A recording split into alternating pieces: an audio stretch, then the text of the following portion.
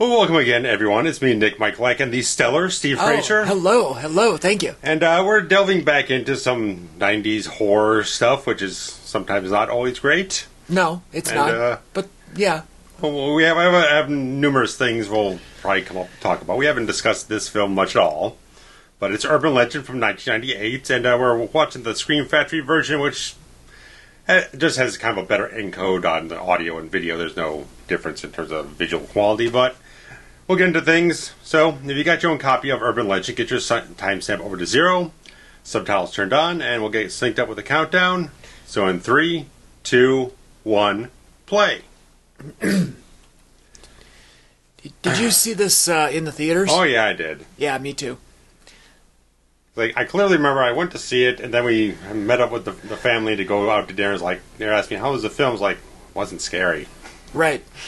It's like, I've had this thing on DVD, and now I upgraded to this thing because we had it on the foreseeable schedule here. It's like, again, it's nothing that's ever gotten better on repeat viewings, but it's like one of those things like, there's enough talent in the film that makes it enticing to watch it.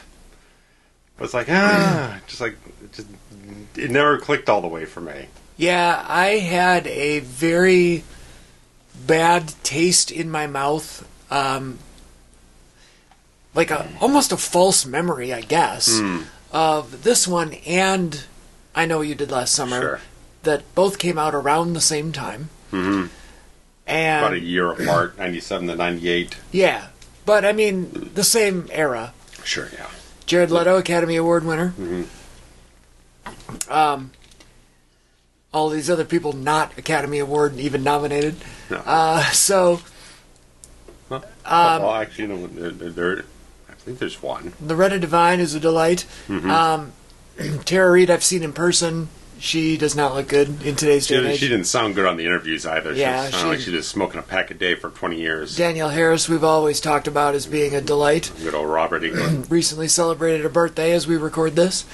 Anyway, so I have I had this memory that these two films were both like terrible films. And I just never revisited them.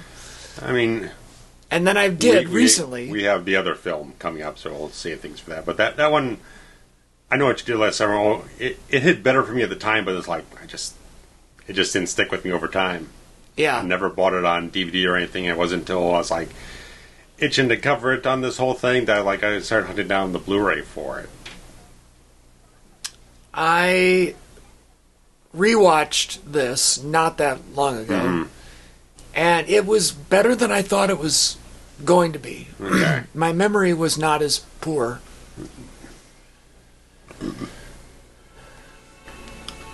Watch out, that's how Brian Pillman broke himself in half. I think that had a lot more to do with substance abuse. But well, just the fact that he was in his SUV fumbling around for CDs and he ran off the road or something and fucked himself up. That's why he's no longer flying, Brian. Well, now he's dead, Brian. Well, sadly. What I love about this scene is that she's a terrible singer. And she admitted that in the interviews, like she cannot sing on key whatsoever, and they kind of told her, yeah, we kind of want that for this. Right, it's perfect. It's realistic. It's so realistic. It really makes everything. I can't sing like fucking Don Dokken or some shit when I'm in the car. Fuck all. I used to be able to. I don't want to talk about that. R.I.P. to one of my vocal cords that has been now dead for 18 months. So thank you for bearing with me. I could sing better than she could. But anyway. Sure. Enough about me. This song, I don't know, I feel like it was kind of resurrected around this time for whatever reason. Like, I heard it on the radio a lot. Okay. It was, made popular again by this movie. It kind of stuck with me. So whenever I hear that song, which had come out, I think, in 82, 83, somewhere in that neighborhood, it wasn't new, it was definitely a classic at this point. $1.14, what I wouldn't give for that again for a gas price. There's Brad Dourif. Right? Old Charles Lee Ray himself. Now, talking about Oscar, he was in Cuckoo's Nest. Did he get nominated for it? I don't believe so. I have a vague memory of something. I mean, he's put on amazing, just incredible performances in a bunch of stuff. So. Right. Deadwood in particular, if you haven't seen Deadwood on HBO, look up that. Wonderful show. Allow me to look it up. Sure. As we often do on this show. Yeah. It was kind of the thing with the marketing on this thing, not like trailers or whatnot, but like the stuff, the magazines and people talking online. It's like, well, they got Robert Englund, they got Brad Dourif, they got some horror alumni. It gave it a little momentum behind it. I think it to make it seem like it had a certain juice to it. Right. Yeah, it definitely felt like, I don't know, like Scream came out, right, and all of a sudden horror was, in fashion again. Yeah. So we got to keep churning out a new batch. Yeah, I mean, so what makes this one stand out? Well, we've got X, Y, and Z for actors. Yeah.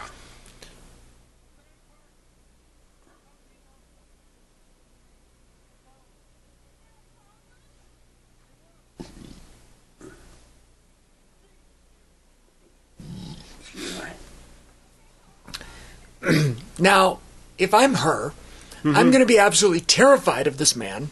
Right. And I have no interest in, like, getting out of the car to go be with this guy. Yeah. Like, that right there is terrific. Mm-hmm.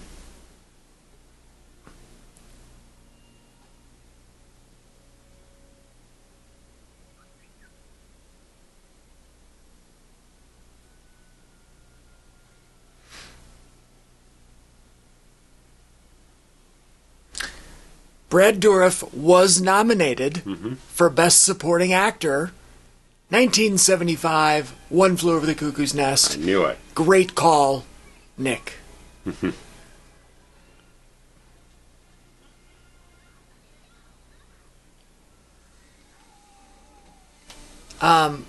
We've talked about a few times on this channel the trope of the gas station attendant. Right. And it's a very convenient plot point. Because it's a common stop. Yeah. Like, gas stations are often, readily available. They're necessary. Yeah. So it's not like, the five and dime where you don't have to go there. Right. And the fact that if you don't have one, you're in peril. Right. As opposed to, like, if you don't have a restaurant, you'll just be hungry. But you can still keep going. Right. Without the gas station, you can, technically be stopped in your tracks.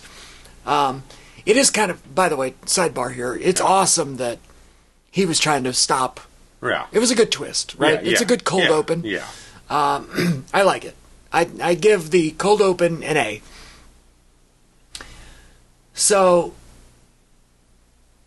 I don't know. It's so common. The gas station stop in a horror movie happens so often that they have to come up with a new something. Right. It just can't be the same old, same old.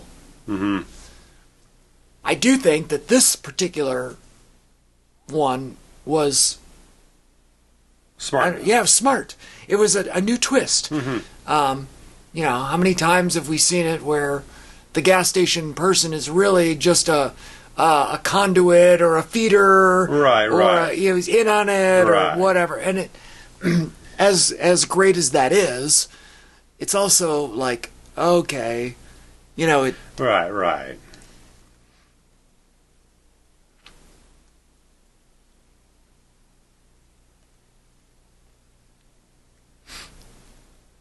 I was never involved in college anything long enough to know whether this is a realistic scenario of the radio DJ thing. Right.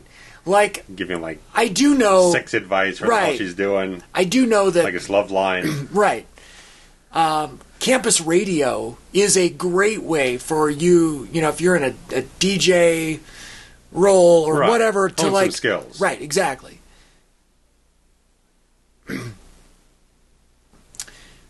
There's not there, but the other guy, our Academy Award winner. Yeah, he's a bit of a wacko now. 20 years. I dig it. I like him. I like everything about him. Just don't put him in a comic book movie anymore, please.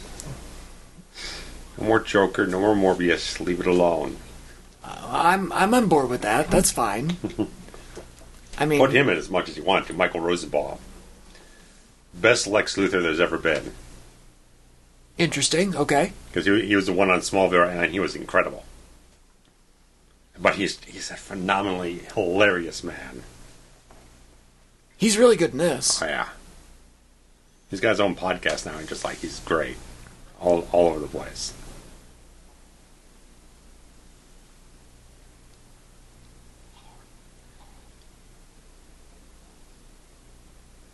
So, he's telling an urban legend? Yeah. Is that the idea here?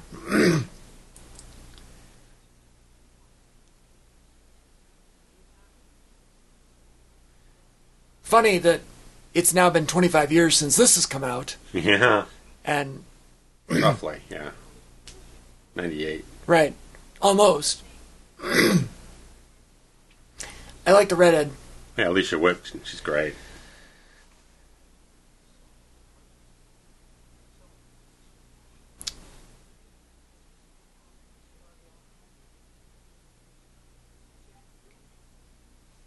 Don't get me started on Lee Harvey Oswald, because I will go down the rabbit hole. Oh, boy. Sorry. I am a staunch, I don't, what's the right word? Not historian, but I have become kind of fanatical about specific historical events. The JFK assassination being one of them. The sinking of the Titanic being another.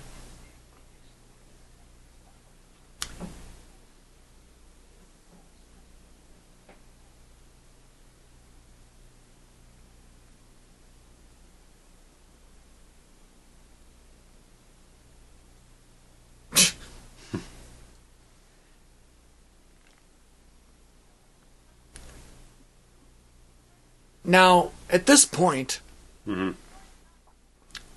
what are we working towards? We've got these two now trying to decide if the story of the frat house or whatever massacre is accurate. And they do go digging through like records, library stuff, I think, too.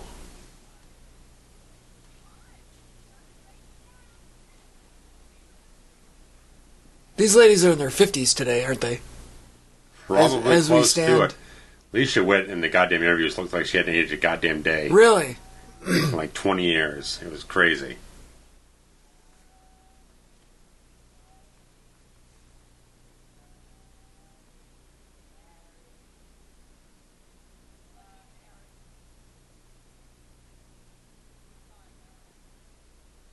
So, you had to say it 5 times? I don't remember the old... I thought it was only 3. 3 or 5, I don't know. It gets mixed up with Candyman's thing. Yeah. Bloody Mary's the one that I think of, though, when I think of saying things in the mirror. Which I have vivid memory of being like 10 years old and being scared out of my mind to say it because I fell for it, And the third film in this franchise was called Bloody Mary, and oh, nice. The sequels are awful. Just I can't even imagine. Just really fucking bad.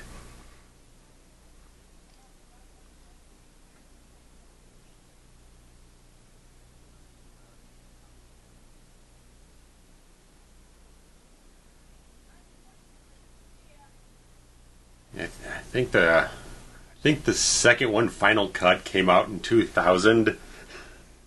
It was the stupidest goddamn thing I went into. You saw it in the theater? Oh, yeah, I saw it in the theater. And after, when I walked into the cinema, there's one guy, because this was the same time The Exorcist re-releases out, the extended version. Sure, yep. I walk into the damn theater, and one of the guys behind the counter is saying, like, who would go see Urban Legend 2 when The Exorcist is in theater? I said, one for Urban Legend 2. It was bad. Aww. The Exorcist was terrifying in the theater. There's a scenario we've all dreamed ourselves in. No. It's a different scenario for yeah, Danielle is not usually the getting plowed from behind type. No. But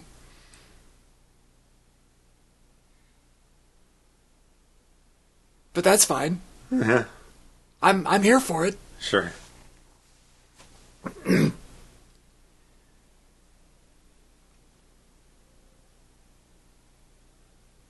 Danielle Harris, the came to fame in Halloween 4, Halloween 5.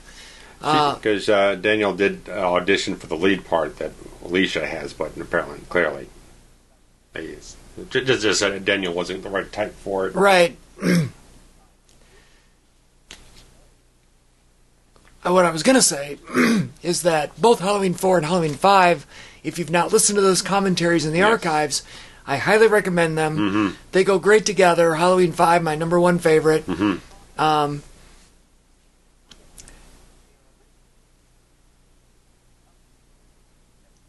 this guy's the star of all the Nightmare films. Yes. So, all of those available in the archives now. The very first commentary we ever did, Nightmare on Elm Street 1.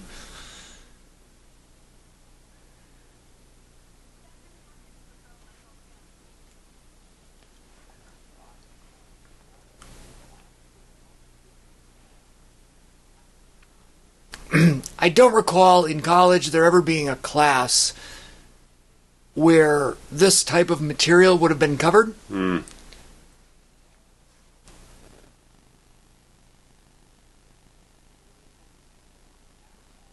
I was gonna say, like, American folklore class. I don't know. Yeah, I don't know. Like, I guess it would be something in the literature department, right?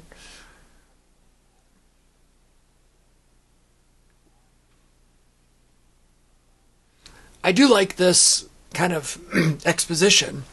Right. Because it's not in your face. Sure.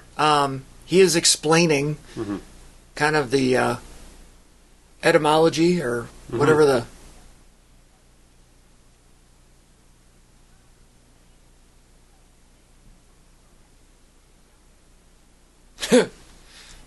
That's a very good point on her part.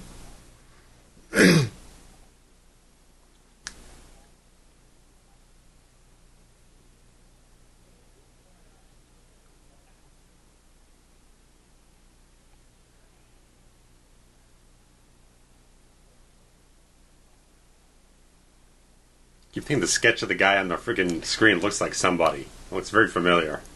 Yeah, I haven't seen it. When's the last time you had some Pop Rocks? Never. What? What kind of childhood did you have?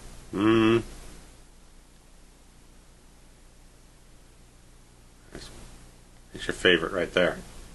Robert Englund? Yes, yes. Oh, you're making a joke about the Pepsi. Yes, I'm a Coca-Cola consumer. I'm not a fan of Pepsi-Cola. I'm Team Red all day.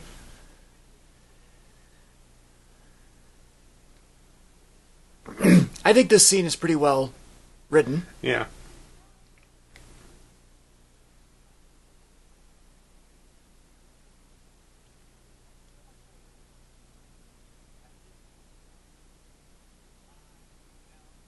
It's an interesting thing that it works for its time, but when you watch it this many years later, it's like, they're all very, to our perspective, moving forward in time, it's like, they're all very antiquated urban legends. We've got a lot more.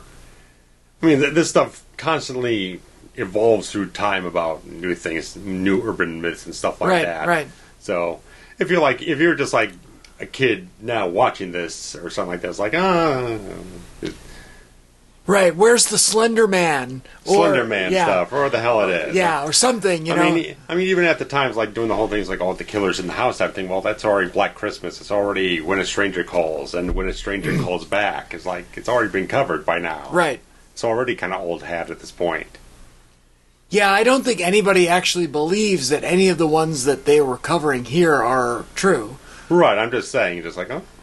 But a lot of those stories predate the internet as well. Yeah. So, you know, you could...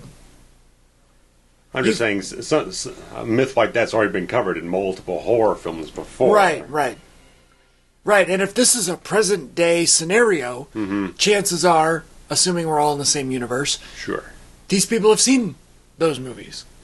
Most likely.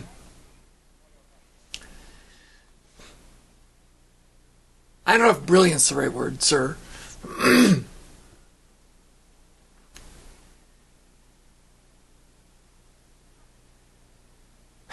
I love Loretta Devine. She's the only one who makes it to the second film. Good for her.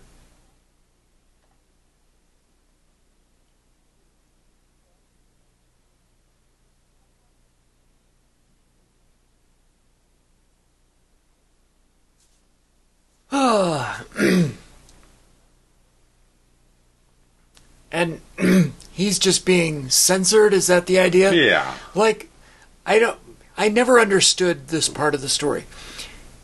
Why is it that they couldn't have, you know, saw it or stopped it before it got published? Right. I mean, it's regulated by the school. It's got to go through some kind of checks and balance. Right. Now, you know, typically editors are progressive or want to push the envelope or whatever. Yeah. But excuse me. The fact that it gets all the way to the press and flops down on the street corner. Right, I feel like somebody higher up would have seen it or whatever. Yeah. And put the kibosh on before. Mm-hmm.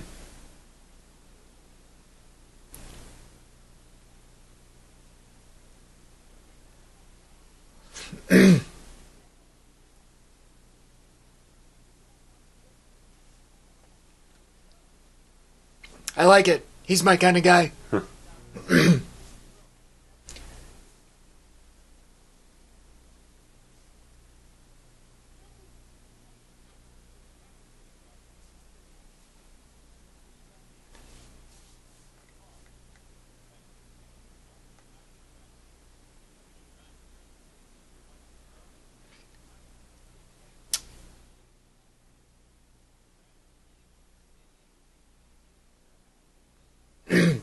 I don't remember if they ever come back to that.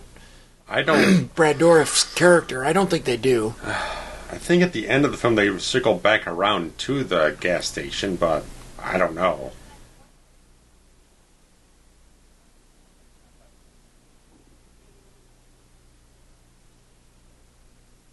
Just a question. Either A, why would he disappear, or B, did he actually get killed? So. Right.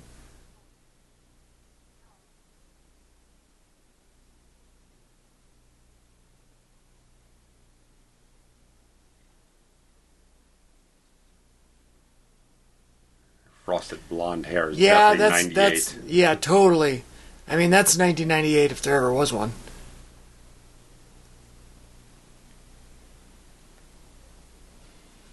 There we go. Yeah.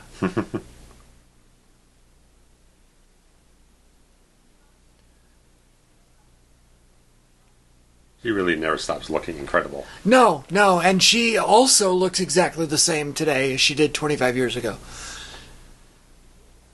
Minus the nose ring. Right. Well, she has a great podcast with my gal Scout Taylor Compton, both of whom starred in the Rob Zombie Halloween remake together. And I think it's called Talk Scary to Me podcast. Yeah. And they discuss horror movies and have guests on. And it's awesome. And they talk a little sexy stuff. Yeah. They're adult. Very adult. Yeah. It is very adult. I recall one, they've had some adult conversations. Yeah. But another of the thing dated times like, if you want to use the phone, you got to disconnect the internet. Right. Yeah, that doesn't play well. And it's just things of the time that sadly just can't age properly. Yeah, and this is right on the cusp of the internet being taken over the world. Yeah. So, oh, look at that. Mm-hmm. They were together. They knew each other really well. Team captains together.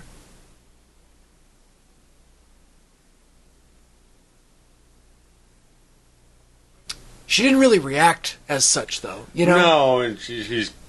I get she had that moment with, yeah. Leto saying, oh, it's a human life, and etc. Be a human being with some compassion here. But I also feel like there wasn't a reaction. Everybody no-sold it. Right. I mean, it builds into the backstory of everything, of why the killer's after her and stuff like that, so we'll get there, but... it still remains a little underperformed to that degree. Yeah, I mean, we've had multiple discussions on commentaries, regarding people's improper reaction to loved ones dying, whatever, Sure, yeah. Times. And it's like, it takes you out of it as a viewer when the characters don't behave, the way that they're supposed to behave. Look at that brown sedan. Yeah. Not in the 80s. That was probably the last year they ever made a brown... Four-door, yeah.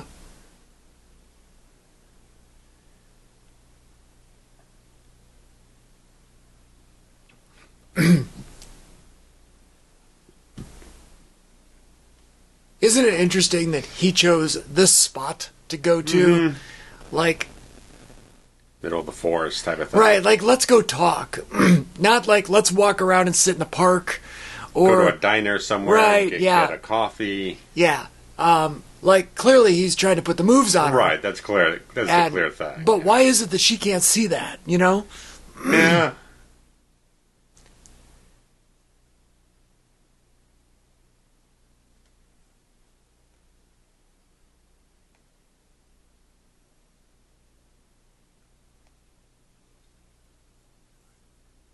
I think she finally saw through the bullshit. Yeah.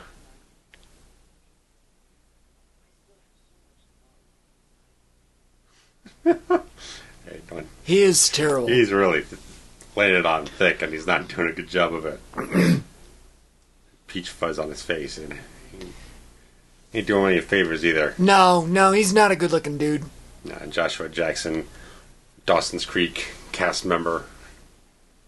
Apparently, why they had him for 3 days on this whole thing.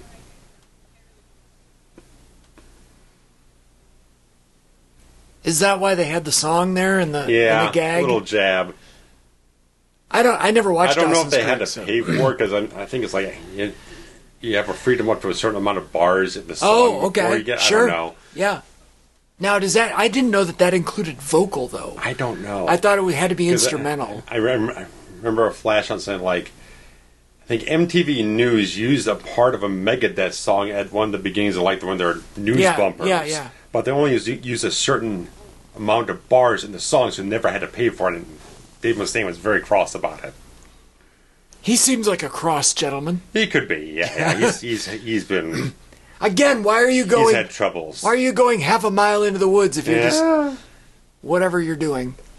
Even if you got to take a dump, what are you going all this way for? Yeah, it's a little... If you went to a diner, you'd be fine. He literally could have stood with his back facing the trunk. Around the tree there over there. That's no problem. There's a tree fucking 10 feet from the car. It's raining? Looks like it's raining. And somebody knew that they were going to be here. Clearly. How in the hell? Explain that to me. Unless they followed them, possibly. But now they're in the middle of the fucking woods. Right. If you're going in the woods, somebody's going to know that another car's behind you or whatever. It's just a very plot convenient location for things to happen in. Like, it made sense for him to bring her here. Right. Because he was trying to get in her pants. Sure. But it doesn't make sense that the killer, or whoever, would be skulking around in this same location. Yeah. And wearing that outfit in the middle of summer. Maybe it's not. She's wearing a coat. I'm sorry. I don't know what I'm talking about. No, you don't.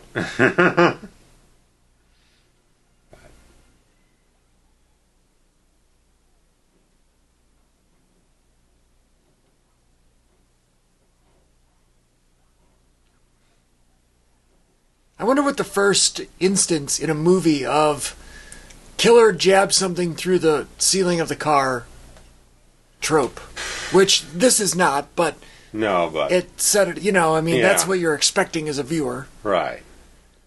Now, how did he rig that without her knowing? Because he was around the corner taking a pee.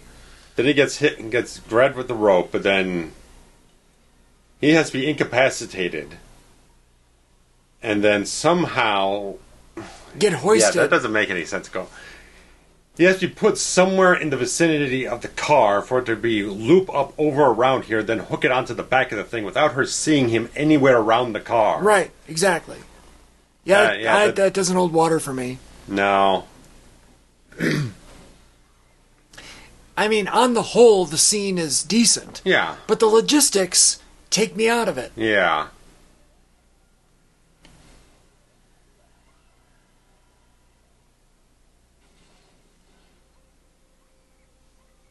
That would be terrifying as hell. Yeah. But as a viewer, it's not. You know what I mean? Right. You have to put yourself in her shoes in order to be scared, right. As opposed to just being scared in general. Yeah. Pam Grier. I like it. Miss Jackie Brown.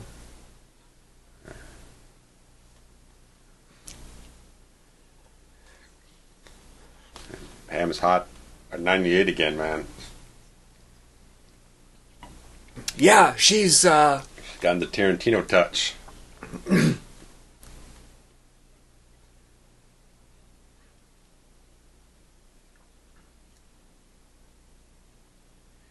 That was a great little scene just to kind of show you how she's kind of a vulnerable female, right. Compassionate cop, but deep down she wants to be Dirty Harry. Oh, yeah. I like it. Yeah.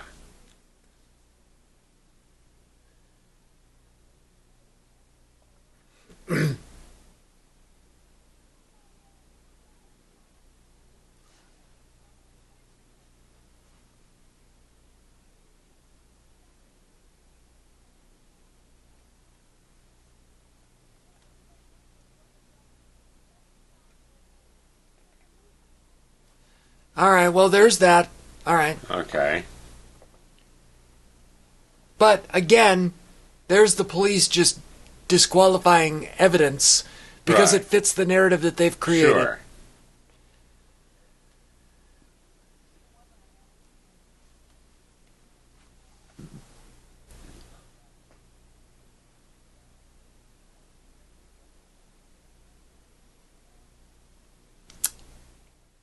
That rings, hits a chord for me. Somebody pretending to be a Hanson brother. Myself being a Hanson superfan.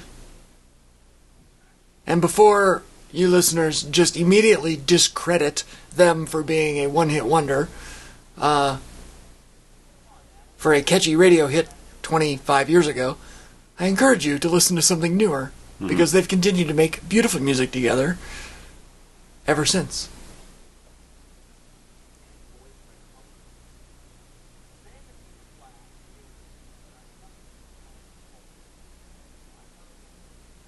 How do you feel about this particular scenario being portrayed as an urban legend when it's not a very obvious one? You know what I mean? Like, do you think they would have had a better luck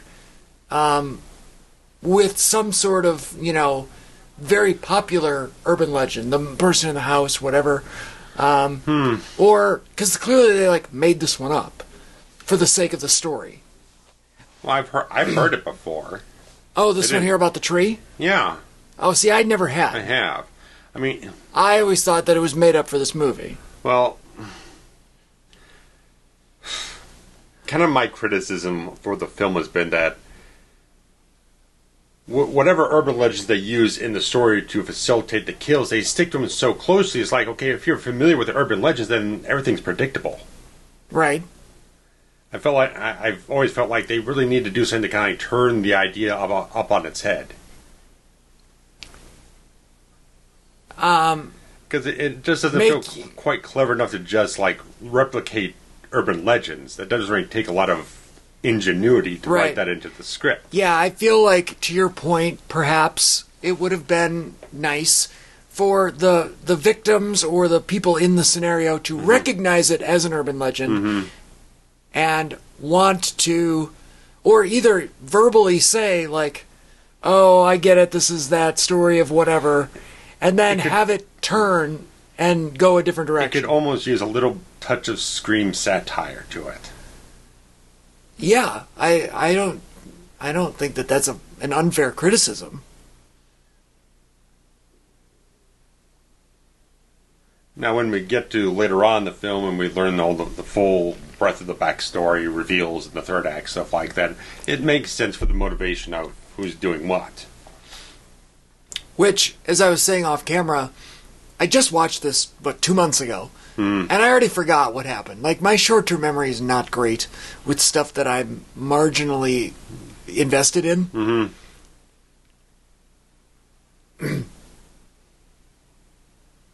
I'll say she looks absolutely great on camera, 100%. The lighting is good. Her hair is good. This book, I'm sure, does not exist. Yeah, probably not. Now we just have Snopes.com. You don't need a book. Right. You go look up the story behind In the Air Tonight, stuff like that, at 2 o'clock in the morning. That's awesome. It's like, no, Phil Collins didn't watch someone get drowned on the fucking beach somewhere. It's written about his divorce.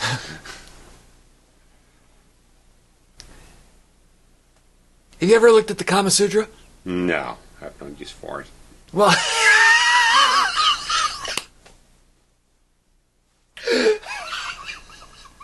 Oh, Nick. It's a fun read. I mean, you know, especially if you get that picture book.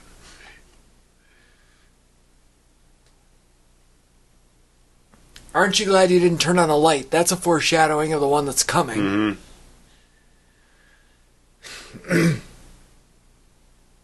Yeah, I had totally never heard that story before. Okay. And I feel like I'm pretty in the know about whatever. It's like back in the day, I watched that show, Beyond Belief, Fact or Fiction. It's like, oh, here's a story that seems like it's real. Did it really happen? Stuff like that. Sure. All those clips you see of Jonathan Frakes saying, like Mythbusters before it was slightly about it's more about like urban legends. Yeah, more along those lines. So that's probably where Mythbusters I heard a lot of that stuff back in the day. Yeah, kind of Mythbusters meets Unsolved Mysteries. A tad, yeah. Yeah. Goth for goth.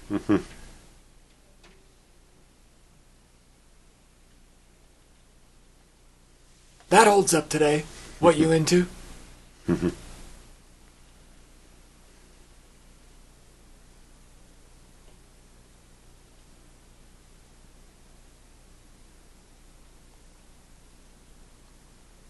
Here's another kind of lost art. Yeah. You know, all the youngins probably go, "What is this? What is this note card that you've pulled out of the library?" They just scan a barcode on the spine now. Right. You can put the lyrics of the music on the fucking... Oh yeah, all subtitles do that. The subtitles are doing very well here. Haven't had any problems yet. She looks awesome. Oh yeah. Another reason I have this on DVD, so like, I mean, you gotta be worth something. I don't know who wears this outfit just out and about. Well, because it's not Halloween, right? Well, it's the 90s. Yeah, okay. Well done. Hot Topic's right around the corner. The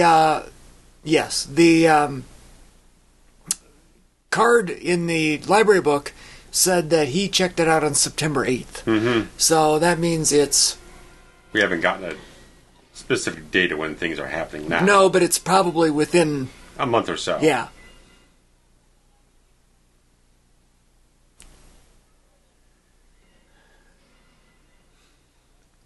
Here's another trope that I don't think works.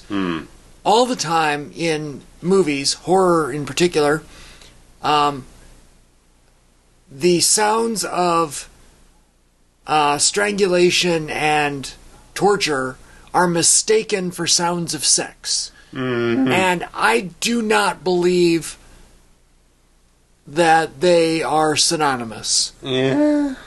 Soundonymous. They're not... Phononymous. They're not... Yeah. Again, it's like, okay, the film's got good concepts. It just feels like, certain ways it's playing out. It sounds fine on paper. Once you start seeing it in action, it's like, I don't know. There's so many things that could have altered the scene that would have made it not match the thing, the legend. Yeah. So, after once or twice, you're like, okay, it just seems too... Right. I mean, I get they set it up earlier. She walks in on having kinky stuff. Yeah, and yeah. then she tries to, like, okay, learn from avoid that. it, right. Turn the lights on. I get it. And That's, avoid it. It makes sense. It's a good setup. You're just...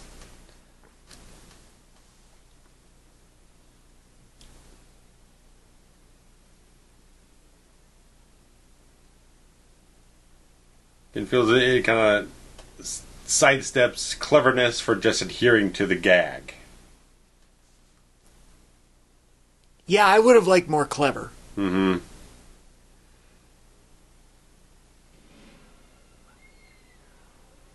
And also, it's like, okay, he was strangling her to death. Now he went off and slit the wrist as well. Well, that's fine as a diversionary tactic. However, both the eye test and the coroner's report would show like massive bruising. Yeah. Ligature marks, as they right? say. Yeah. Like, in theory, she should have been able to look down and go, yeah, she was strangled to death. Yeah. Because there would have been all kinds of marks on her right. neck.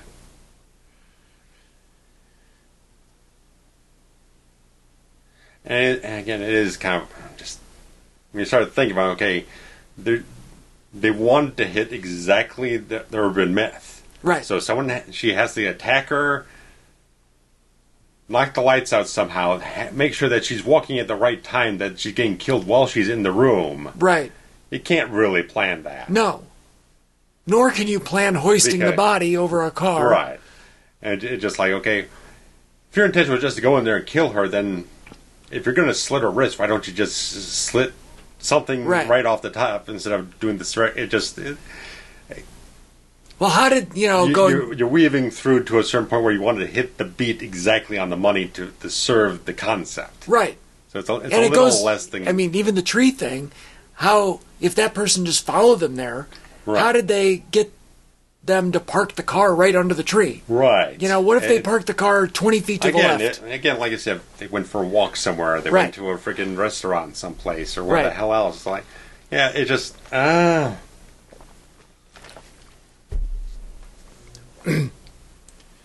was looking at the writer on this thing, Silvio Horta.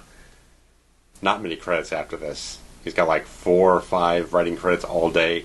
Well, I think it was mainly the fact that after he does this, he goes on to just like write a lot of like primetime teen drama stuff or typical stuff you would have seen like the CW or whatever you go off of. So it's like, he didn't go off and do anything this does you would talk about. This does have that 90s feel. WB feel a little bit. Where, it feels like it could be a weekly TV show. Mm-hmm. The look of all the characters, the way it's shot. Yeah.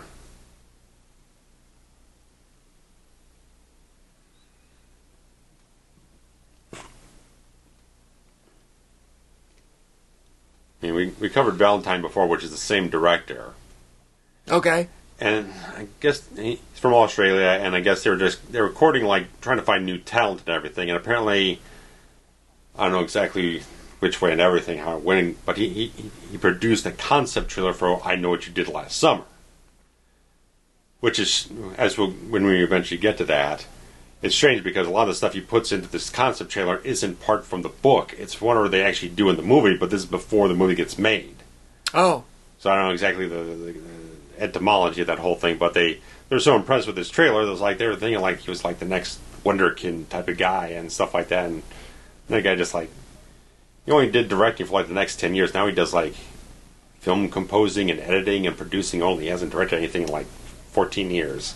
Huh. So it's just one of those weird type of things.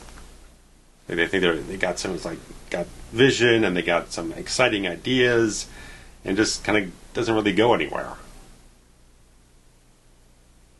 So Valentine would have been immediately after this one, right? About 3 years, 2.5 years. Oh, after, is that long? Okay. 2001 February.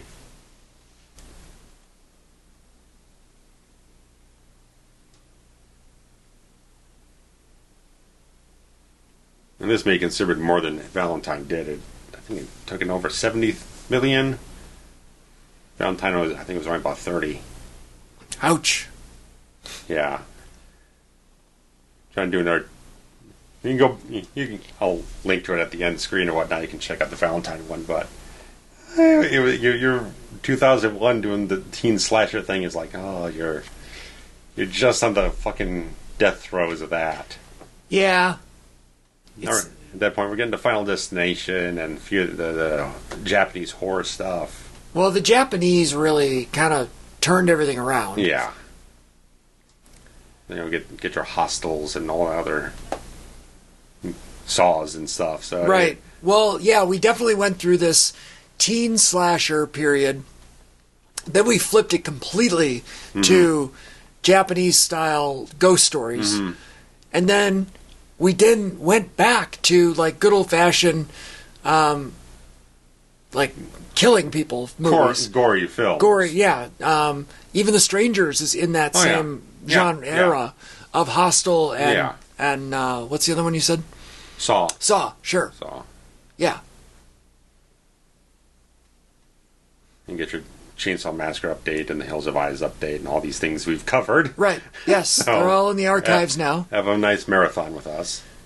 This guy is another red herring, right? Yeah. He's just around to be another possible. He's like the fucking guy in Prom Night. Yes. He's just lurking, the janitor lurking around doing nothing the whole film. He's just there to look weird and suspicious. Although he actually does contribute to the story here. He has more going on in the film, yes. He does get more. But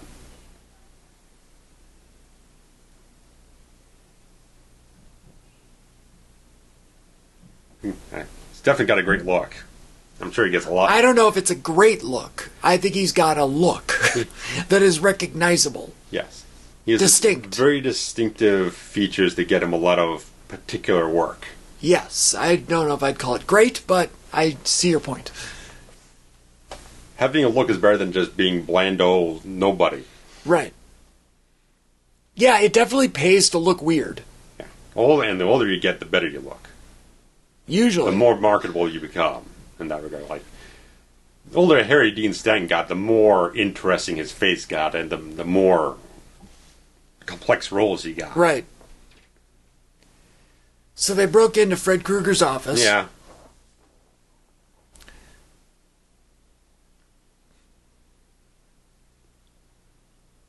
Now they're not going kitschy here and having some weird Freddy callback prop thing somewhere. Yeah. That's nice. It's just like, leave it alone. You have the man. That's all you fucking need. It'll take you further than any prop will. It would have been very convenient. Yeah. And today we would expect that. Yeah. And we'd hate that. Well, you and I would hate it, but the youngins would eat it up. Yeah, Again, that same coat. Mm-hmm. How many people have that coat? How many people are wearing that coat? It's just too convenient for me. Mm-hmm. There's an axe. Oh, the one girl was killed with an axe. It must be him. The secret stashed away room in the office. Right. Now that painting behind Vidor left at the moment, up against the wall, has an old man in a fedora. So I don't know if it was. It wasn't burned. But they're not putting a close up on it. Right. It's fine. Right. I'd even notice it. I'm Eve. With the snake by it. All right.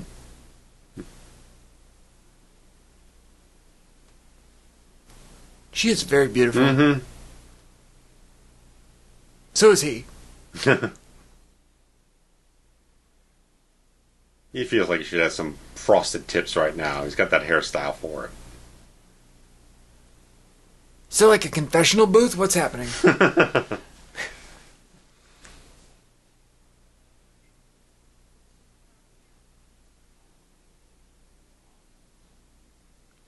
Folklore class. Okay.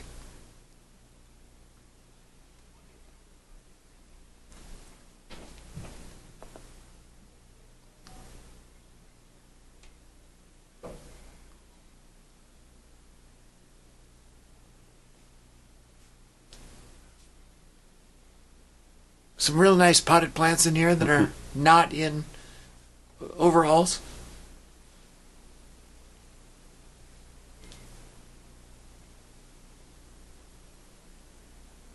A lot of nautical artwork on the wall.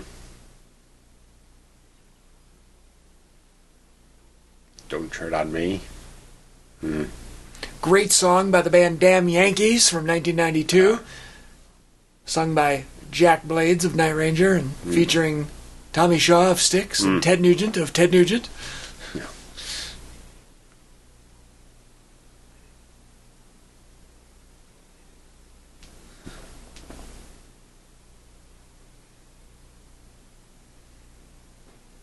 Good caricature of a school dean on that guy. You know, nice. Yeah. I mean, he's straight out of Central Casting. Oh yeah. But and John Nell was a good actor. He was the regular on the X-Files. Okay, and he's dead now? I think so. I think he passed a few years ago.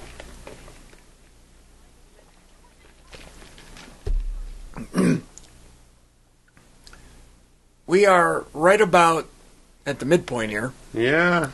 So what are we pivoting here? You can't even really say that it's the moment that these two team up, is it? Oh no, because now they're just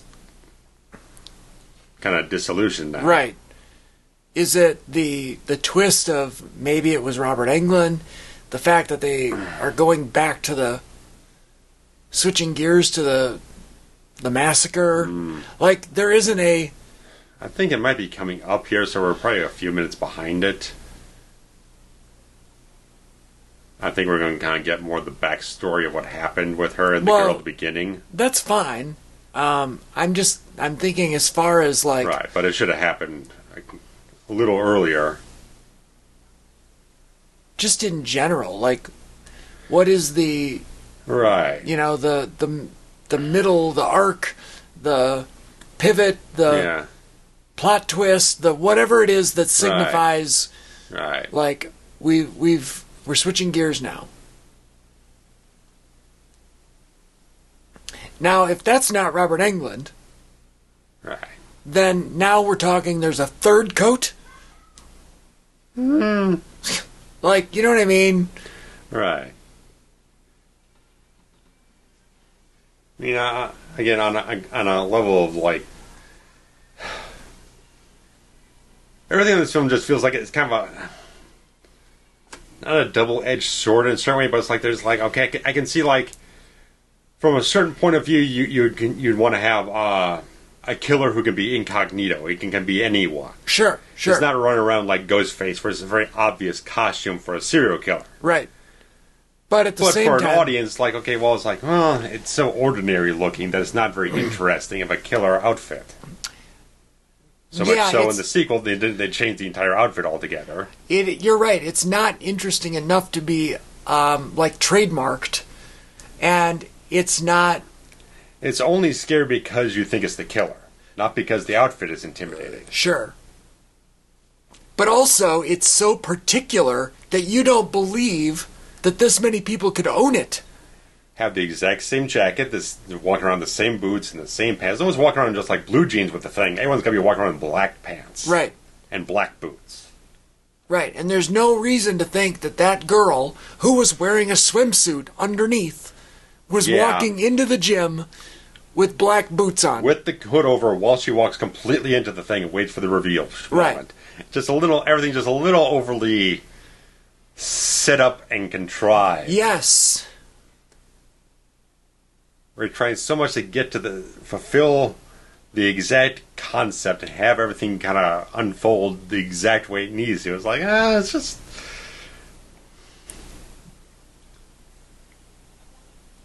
The story ideas aren't very snappy.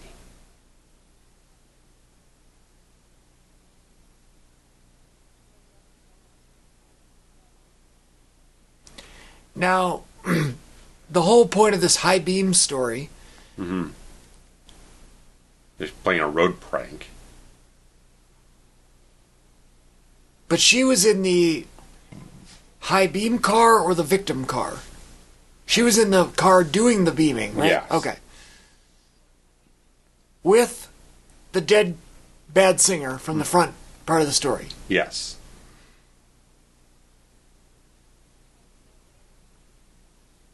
And they together accidentally road murdered, vehicular manslaughtered somebody. Okay. Yes. Got it. Is her shirt purple or is it black and you just can't tell that? Witt's it's like blue. Yeah, it's like a navy blue. So that was just weird lighting. Probably a red light. Well, this transfer, you watch on the 4K TV, this transfer's really showing a lot of dated qualities. They probably took it from the DVD master. She has great hair, by the way. I don't know if we mentioned that earlier. Alicia, the redhead? Yeah. Yeah, totally. It's a beautiful color. It's a beautiful style. I believe she's a natural redhead. It looks real. Yeah, she looks great. That looks real, too, by the way. Oh, there you go. Soul Survivor. Billy Wexler. That's some early 70s headshot. That might have been from V. Maybe.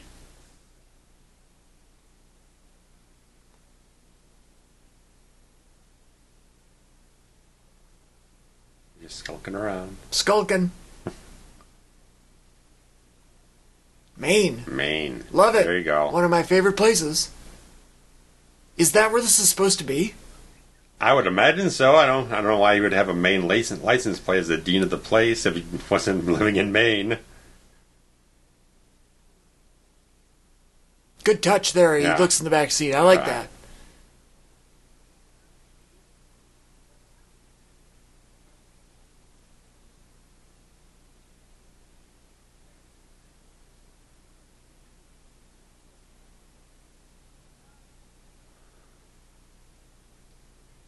I understand that a lot of people might be turned off by her voice.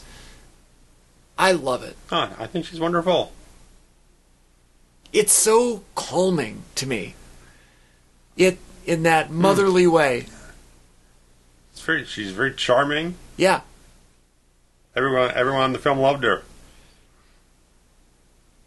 Kind of thing this thing had a 2-hour documentary on the whole making. It's like, nothing happened on this film. Everything went exactly as it was supposed to. Yeah. There was no drama. Everyone got along. Why am I watching a 2-hour documentary about a film that went exactly to plan? Right. There's nothing. Now, unlike... Nothing here. If you can get...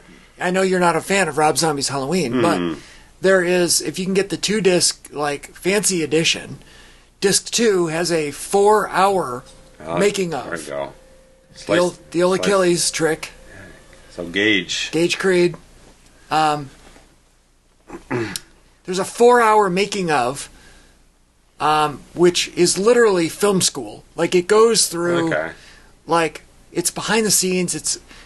It goes like day one, this is the scene we're shooting, the shot, and it goes and it shows you making like every scene in the movie.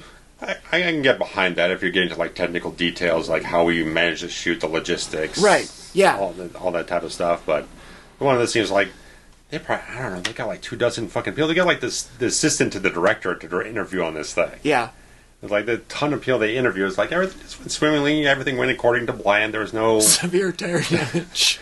Like I didn't even finish watching because like, well, what am I watching this for? If you just told me everything just went fine, right?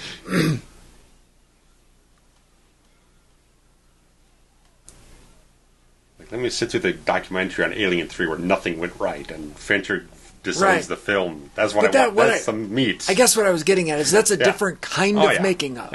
As opposed to a literal making of where it shows you his shot sheets and watches you go in order what scenes were filmed on what day. And like that's interesting. That shows how the filmmaking process works. Right.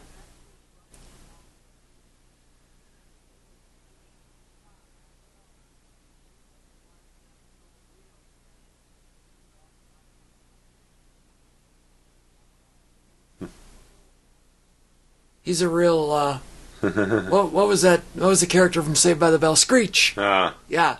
R.I.P. Dustin Diamond. Mm.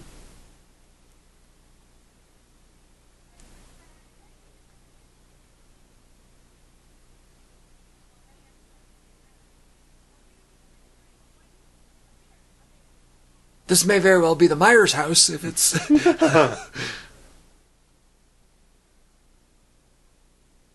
One survivor.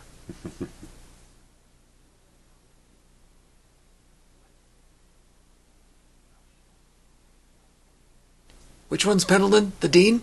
No, that's the university. Janitor? Oh, got it.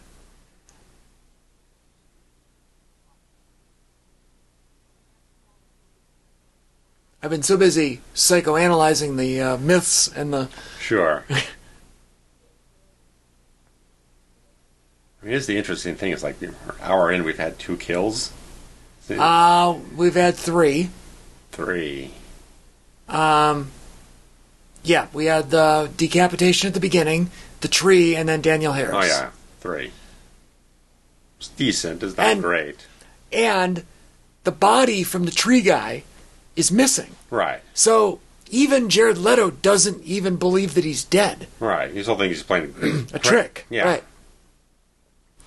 And so we've had 1 confirmed murder, 1 no body equals no crime, and 1 crime that has been misdirected to be a suicide. Yes. I don't know, like something is doesn't. Yeah, it's. And 1 jealous because the only person friend. that Natalie, Alicia Witt's character, is told about her backstory with the girl that was decapitated is Rebecca Gayheart's character.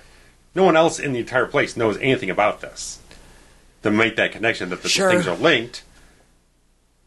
Certainly by the story of Jackson's character, all that stuff, whatever's happened to him, seems like there's something happening there. But again, as the body's missing, fuck all, does anyone really have a link to anything? And isn't it convenient that her backstory with the decapitated girl was in the midst of a high beam urban legend? Mm-hmm.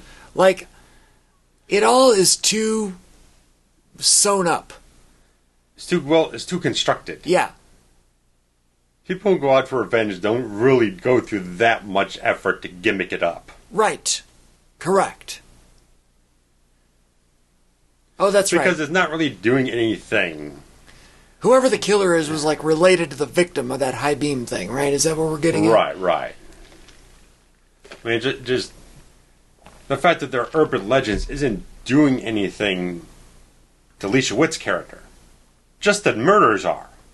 You can murder them any single way. It really doesn't make a difference at the end of the day. They're still being killed.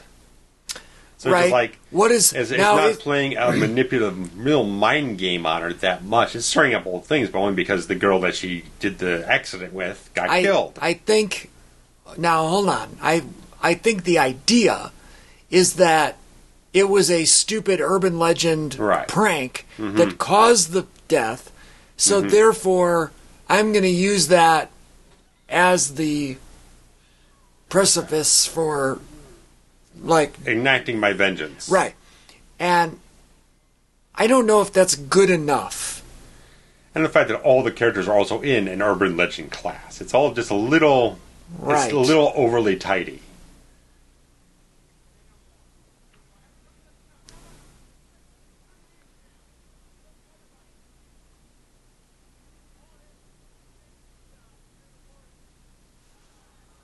Boo! Ooh.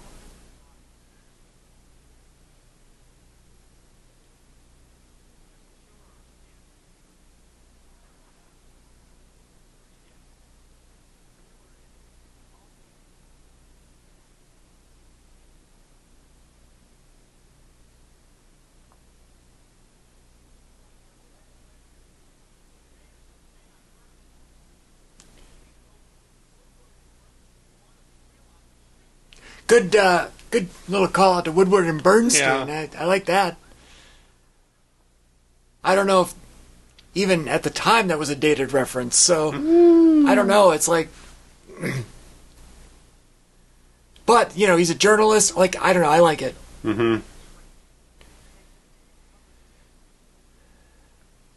Nixon just passed away at that time or something like that. Yeah. Nixon died in the late 90s. I was a fan of old Tricky Dick. I had done a report on him. Okay. I did a report on the Unabomber in school. Okay. Kind of knew that story inside and out. I still have a printout of the thing. I recall having to do multiple report things, historical biography kind of things about presidents. I think they were like presidential reports or something. Like you had to pick a president. Okay.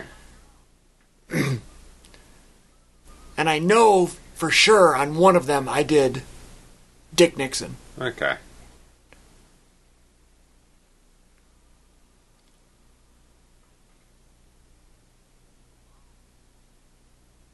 Is he supposed to be drunk? Oh, yeah. Because... It's a little on the comical side he's playing. Yeah, I don't like it.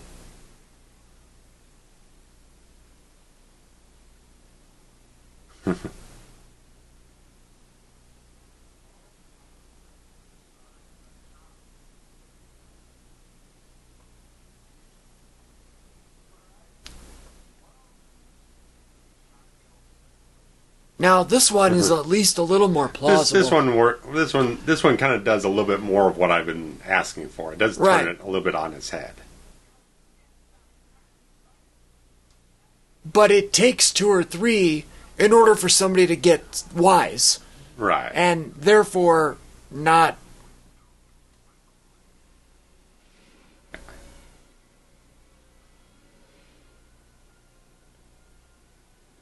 This is really good, by the way. Mm-hmm.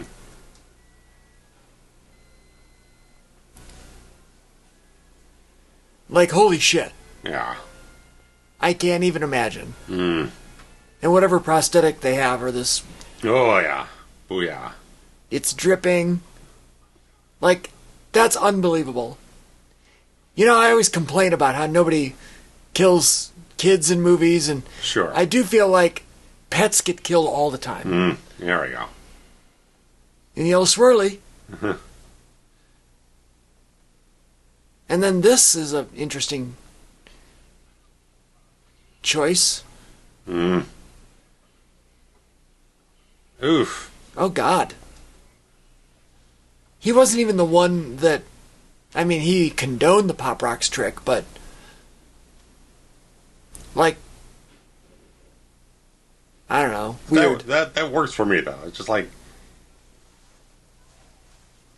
It just feels like a regular kind of inventive kill. Yeah, no, You're not relying on the gimmick, really. The kill, The gimmick is just an icing on top of it. Right. As like a fuck you. Right. It's a setup device. Mm-hmm. You set up with the urban legend, you swerve, you do an inventive kill. Right. The problem I have is still with the fucking outfit. Yeah. Like, why is that person wearing it at the party? Right. Granted, it's Halloween, okay. Yeah.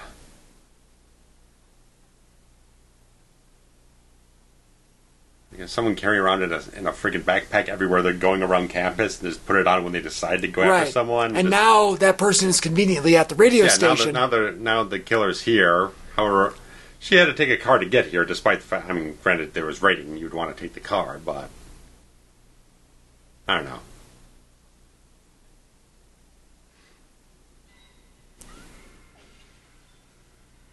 Like, all of that looks great. Yeah.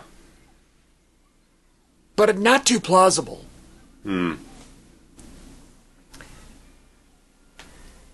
Like, was he or was he not just in the bathroom at the sorority house? Or the party house, whatever it is. Right. Like, just there. Right. It's making it feel like it's like almost instantaneous type of thing. It doesn't feel like it's in the same 20 building. minutes have passed for the character to leave the place and walk all the way over there and get into the building.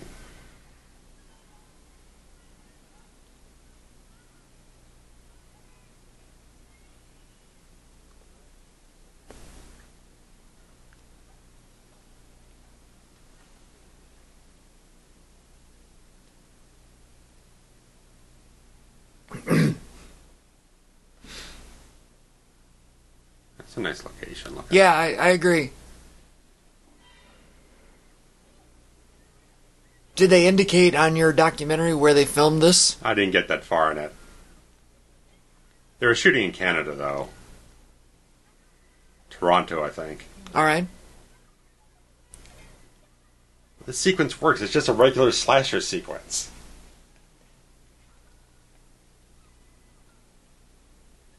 Yeah, but what is the urban legend that... There isn't one. That's why it works better. They're not leaning into the gimmick. It's just a regular stalk and chase sequence. Yeah, but you can't switch gears right, I get now. that. You can't just change lane horses midstream. I get that.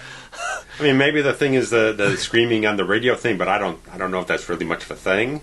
I don't know. It's not really played up as one. Like, it wasn't even... I mean, the guy, the glasses, screech-looking guy, it's like he was talking about some recording on a song or whatnot. It's like someone actually screaming. It's like, it's a bit of a weak... all right. I mean, it's a bit of a weak setup. That's thin. That's a thin anorexic. Setup. It doesn't really factor into this. Because Alicia, the witch character, is immediately going off and doing things. So it's like, it doesn't stall out the plot or anything for someone taking action, so... I think they just kind of like, oh, well, can we just throw something else in here just to keep it tethered to the gimmick? But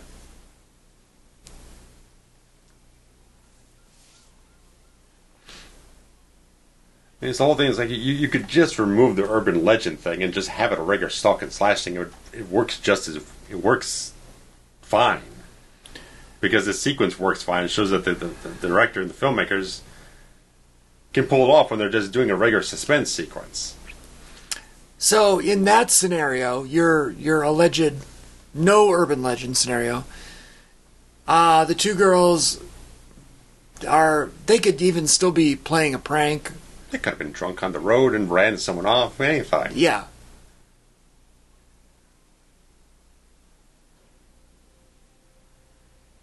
And then the killer's just out for revenge. Yeah. Like not original, but it works. Half the slasher films out there are pretty much set up like that. Friday the 13th set up like that. Prom Night set up like that. Elm Street set up that way. In a way, yeah. Terror Train.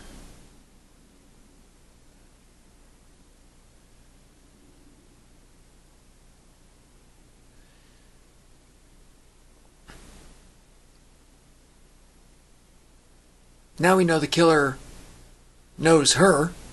Mm-hmm.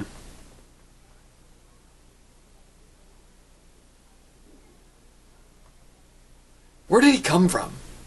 Outside somewhere.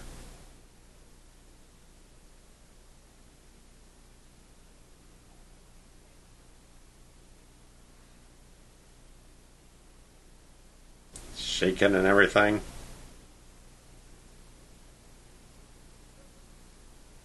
Yeah, it's very convenient to now think that he is the killer. Right. I mean, we've had a few running through the whole thing. First, we think Joshua Jackson is playing a prank. Well, not the audience does, but the characters do. Right. But then you think it's Wexler, the professor. Now you think maybe it's him. Which, again, maybe it's the janitor. I do not think that the characters thought it was Robert Englund. Maybe not the character. I'm sorry, the audience. The audience. Excuse me. Not the audience, but the characters. Maybe you're right. Whether it's the audience or the characters alone, there's just been things threading through to kind of like. But you're in a whodunit. You want to keep the whole mystery alive. People jumping to conclusions. You want to keep that alive. But to your point, yes, agreed. To your point, though, the audience doesn't believe that it's Joshua Jackson. You don't really believe it's any of them, really. Until now. Right. Like, Leto's character seems like the most plausible just because it's the freshest one. Well, and it's presented as such. And he's kind of an amoral type of guy anyway. Right, and he's coming in from out of the rain immediately after we saw the character last outside in the rain. Like, there's plausible deniability. It's the most plausible one yet. Right. Yes. Like, there's Englund would seem a little too obvious. They all do. I mean, just the fact it's Robert Englund, it seems almost too obvious to even consider it. Wouldn't that be great, though? It would be great. If you're going to swerve people... Yeah. How about the one that is the most obvious? Who could pull off a goddamn performance in the third act like no business. Right. Right. You set it up just so that the audience goes, it's so obvious that it can't be. And then you go, oh, it is. Mm-hmm. And now we're back at the gas station. Yeah. The same one? Mm-hmm. I think so. That guy did not have main plates, by the way. I don't know what they were, but they weren't main. Then again, everything up there is so tight that it could really be any state in the neighborhood. Who rolls down the window while it's raining? No. Oh, they're under the carport, right? Because of the gas station? All right, so never mind.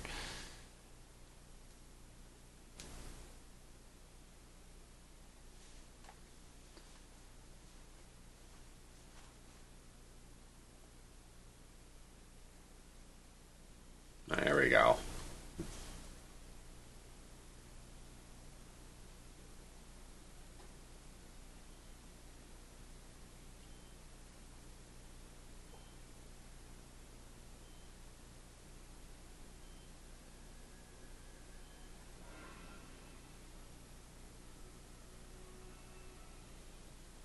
Freddy's dead.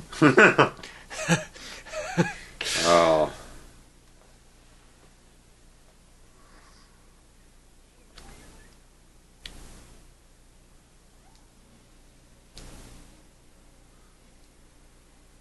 Oh, this is not the same gas station. This is the first one that she passed and passed up. Okay. They made an obvious, like, oh, you could have gone to this bright, flashy, 24-hour, 18-pump one. Right. But no, you had to settle for the one-pump, not 24-hour Brad Dourif one. Full-service location. Right.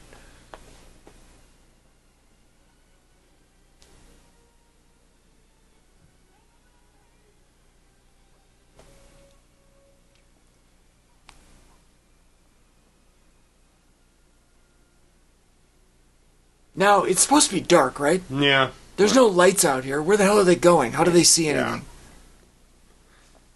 There's all these nice production lights that are shining on their faces and the surrounding reeds. Mm-hmm. But it's dark. It's nighttime. Right. You ever been in the woods at night? You can't see shit. No. I was going to mention a little bit of the score there. It sounds pretty nice. It was Christopher Young who did Elm Street 2.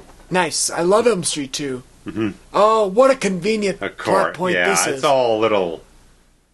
Yeah. Get out of here. No, I'm not buying it. No, he's probably going to play creepy. Of course he is. She's going to go running away from him, too. Look at him. Of course. Side eye, big nose. Yeah. Bug eyes. Beady eyes. Beady eyes. She is the star of the show, by the way. Oh, yeah, she's got a little Jamie Lee in her. And he's got a fucking coat, too. Okay. He's throwing in the fucking towel now, man. Just get off it. Just get off it, please. You can't keep ringing it that many times, man. It's the third act. Stop ringing the fucking red herring bell.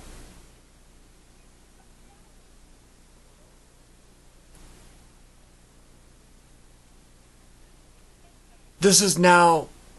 Yeah, this is... the fourth person with the same jacket. Fourth person with the same jacket. You know, we're now playing this guy as violent and unhinged. It's like, just no.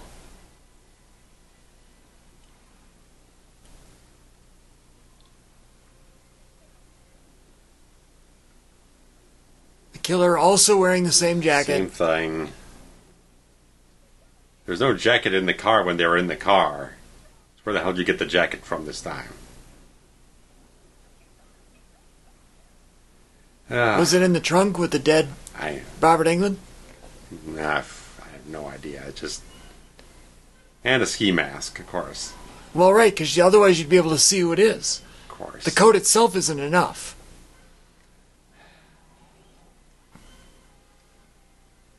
The film is very, very belabored in trying to make everything work out for itself.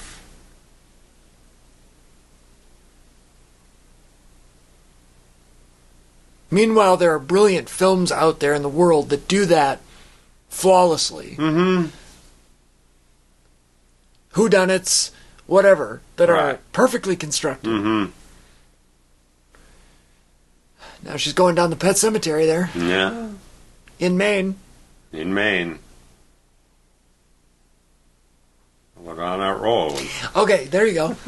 Now, I've always wondered, at no point did anybody ever contact the non-campus police. Yeah, nothing's outside of this campus. It doesn't exist. It's one vacuous universe. She's one cop. She's a campus police. One person on fucking duty 24/7. There's nobody else.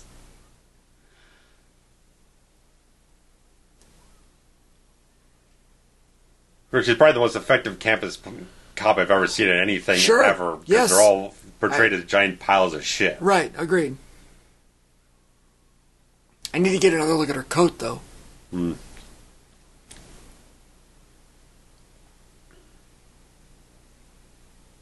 That is the frat house where the massacre occurred. Yeah. And it's just been empty for this whole time.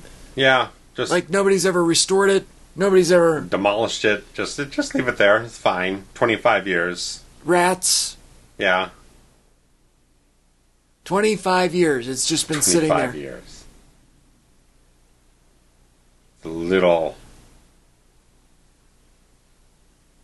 thin. Yeah. This whole film's getting very thin. There was I hate to say this, but because of the events of the world that we live in, but the college that I attended, Northern Illinois University, go Huskies, was actually had a school shooting. Oh. If you recall, maybe you don't, I think it was national news. There was a school shooting at the university that I attended. It was a couple years after I graduated, and it happened on Valentine's Day. And it occurred in a one of those large rooms that holds 400 students, sure. like one of the really Assembly big hall lecture hall kind of thing. Yeah. In a room that I had taken several classes in. So, here's the staging of bodies now.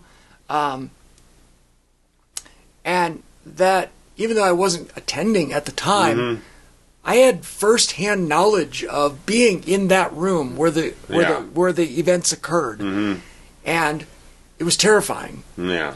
And since then, they've actually demolished that building. Sure. And put up a beautiful memorial plaque nearby, and that's what you do. And I don't. It almost goes in the face. I guess back then we weren't as sensitive to those type school massacres. This is less than 6 months before Columbine. Does this movie premise occur in today's age? Now, yeah. Right. Does it happen? I'm going to say it doesn't get past the writing room. Not this not this backstory with the school and everything, with this massacre. School massacre, right. After all that, all it is a punch in the face. She's literally killed 9 people or whatever, and she's just going to punch her in the face? She's got to have the villain monologue thing and explain her connection, the backstory, everything. And she's got to put the friggin' thing back on for no reason whatsoever. Just to take double reveal that she's the killer. Reveal it to the audience, and 2 seconds later you have to reveal it to the characters. Like, that's not great storytelling. And no ski mask. Right. She had to have a ski mask while she was driving, so that nobody could tell it was her. Mm-hmm. But now that we want it, like, why is it that she couldn't? Okay, if the means were to kill her, the redhead, why wouldn't she reveal herself when she's driving the other car next to? You know what I mean? Yeah. Like, pull down your hood and go, oh, "Look, bitch, it's me. I'm going to kill you now." I get. You know what I mean? I mean, it's following on the same stuff they were planning with, like, Scream 2. It's like, because as Scream 2 comes out, it's Oliphant's character and Metcalf, so they're not directly involved with her. They're not, like, close friends, but the original idea is like, oh, it's Sydney's roommate or something like that. It's like, it's a bad idea because it's way too contrived that someone would go through, like, day in, day out for, like, probably months on end, because she's saying this is, like, her best friend now. They've probably been going to the school for years now. And saying she's been plotting this out as acting like her best friend for like at least a year or two or something like that. I can't buy it. And what was the motive, the inciting event that caused her to decapitate the girl in the car? Like, okay, go with me here. Right. What if they're all, like, she's plotting and planning, and then they all go to the folklore class, and Englund tells them about urban legends, and that sparks her murder spree. Right, something. That would at least give you a setup, a catalyst of something, why she does it now. Right. But she did it beforehand. Right. Randomly. I don't know, it doesn't work. Yeah, this is near the, we're pretty much saying this is near the start of the academic year. So it's like they didn't just meet each other. Right, they're best friends. Right, best friends. So they both... Gayheart's character has all these things happen. I think it was her boyfriend, her brother. I think it was like boyfriend. I think it's boyfriend, yeah. I think it's boyfriend. All this stuff happens, and her and the other girl get slapped on the wrist, and they go lenient on her. They don't really get much of anything happen to her. Then it's like years go on. She's almost like stalks her to the point it's like, I have to make sure I get into the exact same school she's into. Right. I have to get up close with her and act like her best friend for like a year or two.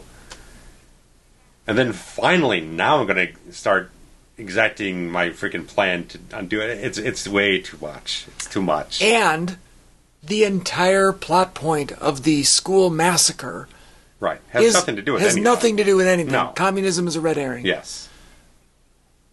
What? Another much better constructed mystery. Yes. Oh my God, yes. Yeah. In any three ending, yeah. Any of them. Any of the three. I mean, she's a great actress too. She's playing the scene very, very well. It's like constructing the narrative. Everything's just too forced into a specific box. Every kill has to be a certain constructed exactly as the myth told it, and the plot is like, it makes for a great shock if you know your best friend that was the one who's been out to kill you the whole time, but then like it doesn't. How could someone do that? It just doesn't follow any believability. The amount of circumstances that had to line up exactly for all of her everything to play out is infuriating. Yes.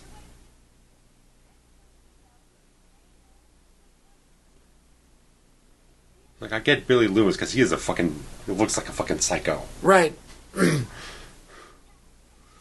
Stu Macher's a bit of a kook anyway. At least she has a scapegoat with Robert Englund. Right. But, I don't know, it's still way too thin. I can't get over 4 people with the same coat. And the thing is, it's got a potential to be very good. The concept can work very well if you just find smart enough avenues to implement it. Now, what if, and maybe I'm wrong here, but what if it was this girl, the actual killer, that came into the pool wearing the coat? Yeah. Like, that would have been an interesting way to kind of go about it. Like, oh, it was actually her the whole time. Yeah, I almost thought that was going to be the scene there, but yeah, I mean, why not try to swerve back and forth a little bit? If you're playing paranoia with Leto's character and Wexler and stuff like that, why not? What do you got to lose? I mean, you're going to do test screenings anyway. If you find out, that didn't work, then you just go back and shoot it a different way, or you cut the scene. The scene didn't mean anything anyway, except that just... That scene at the pool was only there to play a false scare. Right. But if it had You got nothing to lose to cut it out of the film if it doesn't work. If you set it up having her reveal. Right, like, it would actually be a much better misdirect. Revealing the killer early. Yeah. What I was going to say is, this is unlike movies that do it better, because the identifying garment is a coat, unlike, say, Happy Birthday to Me, which we have covered, where they're all wearing a university scarf, which is like an article that all people would be in possession of at a private school. Yeah. I can't think of another... See, I didn't realize he was... Or is he... He was what? I thought, like, okay, he walks in the thing. I thought it was like, okay, these two are in cahoots. I think he's playing coy on this whole thing. Yeah, I do too. I don't think there's cahoots. No, just the moment there just seemed to swerve me there, because I didn't even remember him coming back in at the end here. And again, that it's another attempt to... Game the audience. Right. We've been gaming way too much. With the multiple codes and I'm just trying to think of what... possible suspects. It feels like... Like, I'm fine with multiple people having the same garment, but it has to be something less obvious. Yeah. I think my problem is not so much that you're having multiple suspicions and stuff like that. I just feel like there's not enough threads pulling on those things to really make them concretely credible. Oh, I love it. Yeah. Love it. But yeah, there's too many things that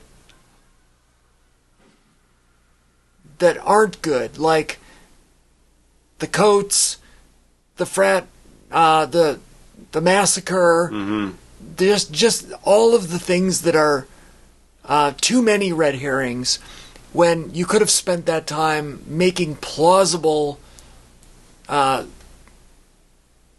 possibility, I don't know, diversions or,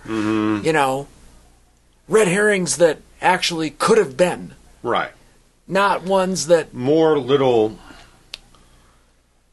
pieces that add up to a bigger picture by the end of the film. Maybe the characters interpret something wrong, but then they realize, oh, well, this fits... This is actually fit. I didn't think of it this way. That actually fits what's going on here.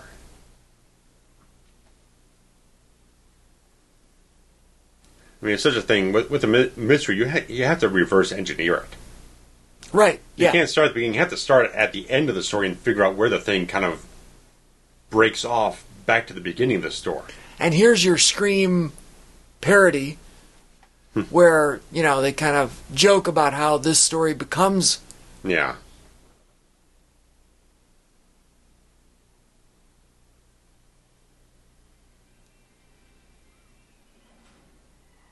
She got shot like twice. Right. There's no way.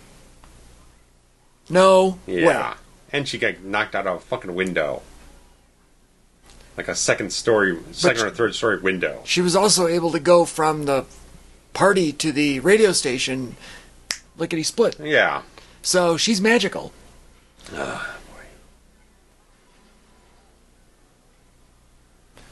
She's a good actress, though. Oh, yeah, she's really good. Got great facials. I've seen her in a lot of stuff. She's always great. That was a man. Yeah. The rain looks good, though. Mm-hmm.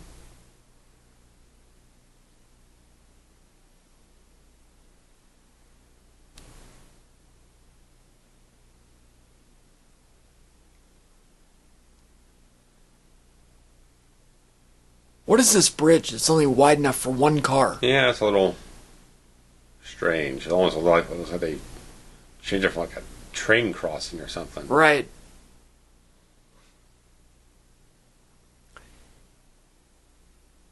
Is there a word in the cinematic universe for that? The killer's not dead at the end. Is it a coda? Is it... No, because that's like later, right? Like, what is that... Just a fake out, as far as I can think of. And now we've got the next generation. Right. Which are even bigger caricatures of the time. Right. Than previous. I mean... This guy here on... Right, just like looking at the clothing and everything, just like they look like cartoon characters. This guy on the left is my spirit animal.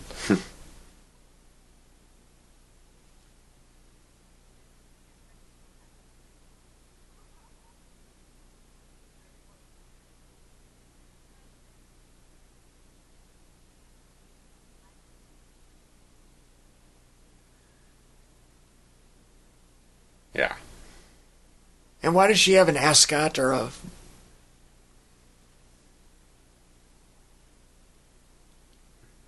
Yeah, so it really doesn't make a lot of sense to me. No, but I will say I do kind of like her telling the story at the end. Sure. I think that's fine. There's a lot of things, like I like the idea of a lot of things in the film, but it doesn't all come off very well. Right. So it's funny because I remember thinking the movie wasn't that great. Killer, Matt Berman. Mm. So they literally had somebody else do all of the stunt work, and they just gave him screen credit. Yeah. That's funny.